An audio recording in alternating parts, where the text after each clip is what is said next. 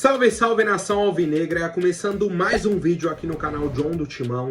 Então se você tá chegando agora, já deixa o seu like, se inscreve pra gente bater a meta de 105 mil inscritos. Conto com a colaboração de todos, estamos bem próximos dessa meta. Agradeço aí a todo mundo que é inscrito, quem não é, não custa nada, basta aí dá uma olhadinha, né? Confere aí se é inscrito, se não é, dá essa moral pro John e vamos pra cima. Peço que me sigam nas redes sociais, Instagram, TikTok, Kawaii, Twitter, todos os links aqui embaixo na descrição. Um ótimo sábado a todos os corintianos e corintianas que me acompanham. Temos aí o início da primeira rodada do segundo turno, né? A 20ª rodada, o início do segundo turno.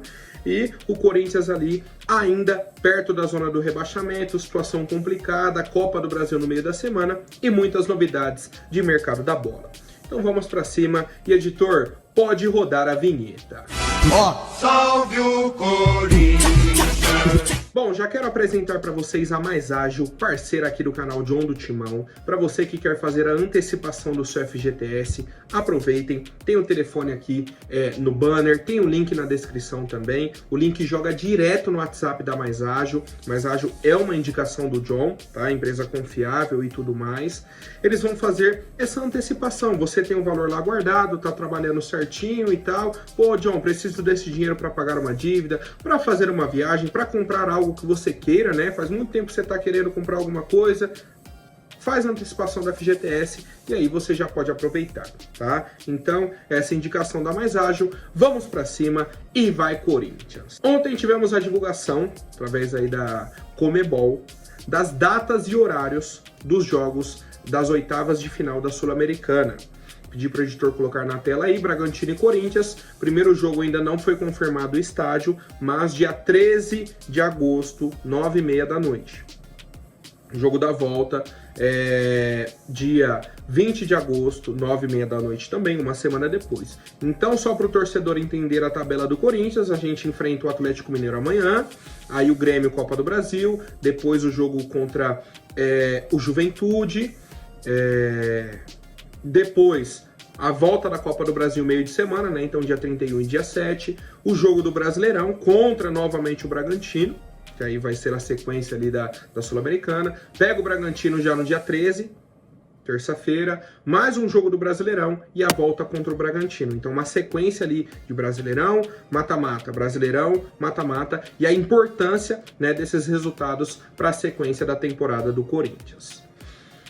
E aí o nosso treinador segue a preparação, tá? Ontem tivemos mais um treino aberto para a imprensa, por conta ali até da questão da coletiva do Charles, que o John vai falar aqui à frente já, mas um treino assim só com os jogadores reservas, tá? Aquele trabalho regenerativo, porque veio do jogo contra o Grêmio, aí quem atuou por mais de 45 minutos ficou na parte interna do CT, os demais foram a campo, fizeram algumas atividades com o nosso técnico Ramon Dias, né? Aquele primeiro ali um bobinho, depois uma ativação muscular e tal. Aí ele fez um trabalho de transição ofensiva com passe curto e depois a finalização. Teve até um gol de bicicleta do Igor Coronado, que o pessoal relatou. Por fim, um treinamento de passes com cruzamentos e chute ao gol. Tá? Ele treinou ali uma linha defensiva com 3 zagueiros, depois uma linha defensiva com 2 zagueiros. Acredito que ele vai manter o 3-5-2 contra o Atlético Mineiro, por ser um jogo fora de casa. Mas não é uma confirmação, né? Dependemos aí um pouco do treino de hoje. Aí hoje o time já viaja também para Belo Horizonte. Temos o Kaká que está suspenso, tomou o 3º amarelo. Então, já é uma dúvida, vai colocar o Gustavo Henrique, vai voltar ali para a formação com 2 zagueiros, Félix Torres vai jogar, não vai? São muitos questionamentos aí para a partida de amanhã. Mas enfim, sobre o treinamento é isso, a gente segue a preparação e na sequência tivemos a coletiva de apresentação aí do Charles, o novo camisa 8 da equipe do Corinthians, e ele comentou primeiro sobre o posicionamento dele, né, o estilo de jogo, muitos torcedores tinham até uma dúvida, e eu vou trazer aqui para vocês, ó. Já atuei como primeiro e como segundo volante. Nessa última temporada, atuei em alguns jogos um pouco mais à frente como terceiro homem do meio-campo ou aberto pela direita. Então, procuro estar sempre ajudando os companheiros dentro de campo. Tenho essa facilidade de ter um deslocamento rápido no meio-campo ali e poder ajudar na marcação e ser um homem surpresa no ataque. Acho que uma das principais características que eu adquiri lá foi a intensidade, né? Ele comentando sobre a experiência no Midtjylland da Dinamarca. O jogo era muito intenso, então eu tive que me adaptar aqui no Brasil antes de ir para lá. Às vezes não era tão intenso assim os 90 minutos, tá? Então, cara, a gente espera um jogador dedicado, primeiro ponto, um jogador dedicado, com um pouco mais de qualidade no passe, com essa chegada ao ataque também que ele citou, que ele teve nessa última temporada do Midtjylland, e que ajude o Corinthians, tá? Eu acho que não tem muito segredo sobre essa situação. Agora os jogadores que cheguem para somar na nossa equipe, a gente tá aceitando, né? E estamos dando confiança, vamos ali apoiar incansavelmente esses atletas para que tragam resultados positivos para o Corinthians. Entrando na parte de bastidores, a nossa diretoria vai na CBF essa semana, tá? Vai até o Rio de Janeiro, que é a sede da CBF, para questionar o que a equipe do Grêmio vem falando na imprensa, né? O treinador do Grêmio falou, o goleiro do Grêmio falou, o vice-presidente falou, todo mundo do Grêmio ali, né? Falou sobre a arbitragem do jogo do Brasileirão. Que foi um roubo, que isso, que aquilo, que sempre em Itaquera é desse jeito.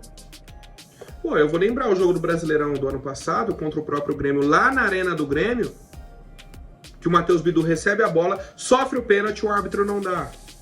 O pênalti em 2017 pro Grêmio, do Marquinhos Gabriel em cima do Pedro Jeromel, que foi a mesma coisa do lance do Romero, foi marcado. Então, não existe isso de que nosso Grêmio é prejudicado, nossa arbitragem favorece o Corinthians. O primeiro pênalti pro Corinthians no Campeonato Brasileiro. Em 19 rodadas, o Corinthians teve um pênalti. Tem time que já teve 5 pênaltis. E ninguém fala nada. O Cruzeiro, na outra rodada, contra o Juventude, teve 2 pênaltis. Lance de bola na mão. O Juventude era para ter tido um pênalti também e não foi marcado. Mas você não vê esse auê, porque é contra o Corinthians. A questão é, a reclamação coloca o Corinthians como beneficiado. Não vou nem falar que eu queria, mas assim, seria uma situação muito cômoda pro torcedor corintiano. Se a gente fosse realmente beneficiado. Não é. Se o time do Corinthians fosse beneficiado, não tava brigando lá embaixo. Tá? É o primeiro ponto, é o primeiro argumento. Um time beneficiado não pode estar lá brigando contra o rebaixamento. Simples, tá? E aí entra nessa guerra de narrativas. Por quê? Meio de semana tem Grêmio e Corinthians, Copa do Brasil. Corinthians e Grêmio, né? O primeiro jogo na Arena. Os mesmos times se enfrentando, e aí o que vai pesar pro árbitro, né, no inconsciente? Pô, o Grêmio já tá reclamando, não posso errar contra eles, não posso errar. O que o cara faz? Na dúvida, Grêmio. Na dúvida do lateral, Grêmio. Na dúvida, escanteio, tiro de meta, Grêmio. Na dúvida da falta, Grêmio. No VAR, Grêmio, certo? Então por isso que o Augusto Melo vai e deve ir, tá? Deve também entrar nessa questão aí de debate, porque se deixar, o Grêmio vai montar na CBF e aí a gente já sabe como é a arbitragem no futebol brasileiro, tá? O jogo nos bastidores é bem sujo, é método. Isso não é, sem querer, não é que eles acham que foram roubados no jogo, não. Isso é método. O jogo começa antes, e se o Corinthians não souber jogar o jogo, já entra desfalcado. Essa é a leitura que eu tenho e eu quero saber do torcedor corintiano. Bom, família, tivemos ontem também mais uma reunião entre a diretoria dos Gaviões da Fiel e a Caixa Econômica Federal. Tivemos presente também o secretário-geral do Corinthians, senhor Vinícius Cascone, e ele trouxe ali os termos necessários para avaliarem a viabilidade da proposta dos Gaviões para a quitação da Neoquímica Arena. Lembrando, muita gente me pergunta isso durante a semana, e a questão é a seguinte: a cada mais ou menos 15 dias estão ocorrendo reuniões entre Gaviões, Corinthians e Caixa, acertando os detalhes desse projeto, porque eu já trouxe aqui, não é um projeto fácil assim, amanhã lança o site, aí o torcedor começa a pagar, não, é um processo burocrático, até pelo lado do banco da Caixa, é um processo muito burocrático. Então, qualquer atualização eu vou trazendo aqui para vocês, não caiam em golpes, pelo amor de Deus. Ah, John, vi aqui que já começou a pagar. Não começou, o projeto não foi lançado. Quando for lançado, o John vai divulgar aqui, né? Vai ser divulgado nas redes sociais oficiais dos Gaviões da Fiel. Teremos tudo certinho. Tudo certinho, não caiam em golpes. É um projeto que o John quer ajudar também, né, financeiramente, na divulgação principalmente, tá? Então a gente, em prol do Corinthians, tá? Eu acho que esse é o principal ponto, em prol do Corinthians. Qualquer novidade o John traz para vocês, mas as reuniões estão acontecendo. Não é um projeto que está parado, muito pelo contrário, é um projeto que está andando, mas a burocracia ela é árdua, né? Ela é insistente em certos pontos. E para não ocorrer nenhum erro, né? Porque os anticorintianos, o pessoal da imprensa, o pessoal aí que não torce pro clube, tá só esperando um probleminha nisso daí para falar. É o que eles precisam, é assunto para eles. Então, vamos fazer direitinho, fazer rodar esse projeto para que dê tudo certo para o Corinthians. Bom, agora vamos falar sobre o mercado da bola, né? Aquele sprint rápido, atualizações de negócio. Questão do Wesley, informação do Samir Carvalho, né? Que ele trouxe aí de ontem para hoje, de que um clube inglês, não foi citado o nome do clube, avisou presidente do Corinthians, que na próxima semana vai enviar uma proposta formal ao Corinthians para contratar o Wesley. Os valores, segundo a informação, são valores que agradam o Corinthians. Então, no meu entendimento, seria algo acima de 25 milhões de euros. E o Corinthians aguarda esse documento oficial para tomar uma decisão, né, para decidir se vai negociar ou não o Wesley. Tivemos a proposta do Fenerbahçe, de aproximadamente ali 18 milhões de euros, o Corinthians recusou, tá? O próprio Wesley também não quer ir para a Turquia, então a negociação não andou com o Fenerbahçe. Mas temos esse clube inglês que está muito interessado, os valores, segundo as informações, agradam, a gente aguarda. Até a próxima semana para ver se chega essa proposta, qual que é o valor para avaliar se o Corinthians vai vender ou não o Wesley, tá? Então, nesse momento eu não vou nem fazer suposições, se sai o Wesley tem que trazer... Não, vamos aguardar essa proposta. Foi falado também sobre o Michael, atacante do Al Hilal, ex-Flamengo, é um cara que toda a janela de transferências tem o nome citado aqui dentro do Corinthians, né? Está negociando isso e aquilo. A informação que eu tenho é a seguinte, de que o Corinthians não está negociando com o Michael, para nem criar expectativas no torcedor nesse momento. A minha informação é que não estamos negociando com o Michael. Qual que é a questão dele? Ele está tentando a liberação do clube, do Al Hilal, e a preferência dele seria voltar ao futebol brasileiro, mas para Flamengo ou o Cruzeiro, que está muito interessado nele também. O Corinthians não está no negócio. Nesse momento, hoje, dia 27 de julho, o Corinthians não está no negócio. Se, por exemplo, o Michael vai lá, rescinde o contrato, tenta fechar com o Flamengo, não fecha, tenta fechar com o Cruzeiro, não fecha, tá livre no mercado, aí o Corinthians pode abrir uma negociação. Depois de Flamengo e Cruzeiro. Hoje, o Michael não é uma prioridade dentro do Corinthians, não é uma negociação que está acontecendo, certo? Seguindo com as novidades, sobre a questão do jogador midiático, né, que deve chegar no Corinthians através do dinheiro da Esportes da Sorte, a nova patrocinadora Master, me questionaram, né, sobre Gabigol, Gabriel Barbosa, atacante do Flamengo. E tivemos uma atualização também. Primeiro ponto para o torcedor corintiano entender. O Gabigol não vai ser esse jogador midiático para essa janela. E eu explico por quê. O Gabigol tem 7 jogos no Brasileirão, certo? Não pode jogar por mais nenhum outro clube. O Gabigol já jogou na Copa do Brasil. Não pode jogar por mais nenhum outro clube. Ou seja, se viesse, por exemplo, para o Corinthians, só poderia jogar Sul-Americana. Não dá para trazer um cara para pagar 2 milhões de salário para jogar só a Sul-Americana. Na situação que a gente está no Brasileirão. Não dá. A questão é, o Corinthians voltou a negociar com o Gabigol, voltou a conversar com o atleta para 2025. É a informação que eu tenho de ontem para hoje, para esse sábado.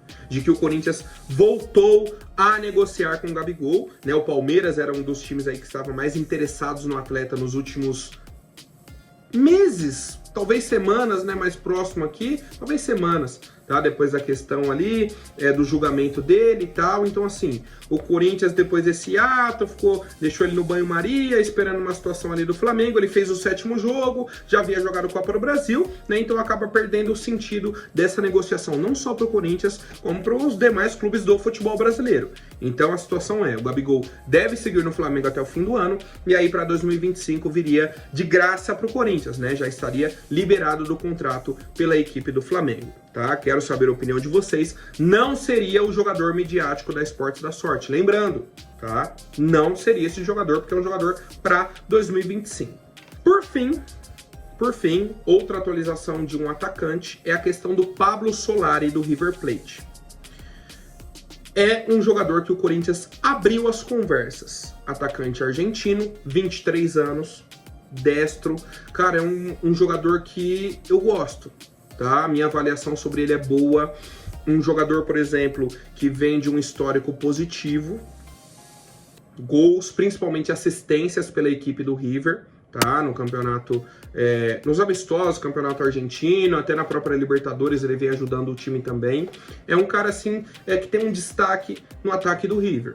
E não seria tão caro por conta da desvalorização da moeda argentina, do peso argentino, tá? Então, o Corinthians nesse momento, né, desse fim de semana agora, da reta final da semana ali para agora, abriu as conversas com o Pablo Solari, conversas iniciais. Primeiro a conversa com o atleta para entender se ele tem o interesse de vir para cá. Depois a conversa com o River, todo aquele processo de uma negociação. Mas o primeiro passo foi dado. A primeira conversa o Corinthians já teve com o Pablo Solari. Se vai para frente ou não, depende do tempo, né? Depende do atleta, depende do River e muitas outras coisas. Mas é um nome que me interessa e volto a dizer, o perfil de atacante que o Corinthians está buscando no futebol sul-americano me agrada. Foi falado sobre o Brian Rodrigues, teve a questão pessoal dele, né? A questão jurídica, vai ser julgado, beleza. Tem que seguir ali todo o processo jurídico. E temos agora esse interesse e já um início de conversa com Pablo Solari. Então o Corinthians, na minha avaliação, vai trazer esse atacante, independente de Esportes da Sorte ou não.